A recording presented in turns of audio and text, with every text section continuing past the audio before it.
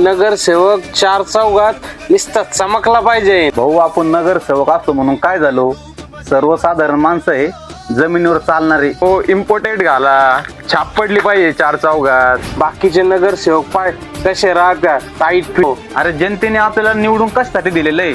Tight fit राहण्यासाठी की tight fit काम करण्यासाठी? हो नगरसेवक नमस्कार, तुम्हालाच पाहत होते. 15 तारखेला बहिणीचा साखरपुडा आहे, गोरगरिबाच्या कार्यक्रमाला यावा साहेब तुम्ही, ही आमची इच्छा आहे. अरे गोरगरीब, आपण सगळेच गरीब आहे. तुझ्या कार्यक्रमाला मी 100% येणार.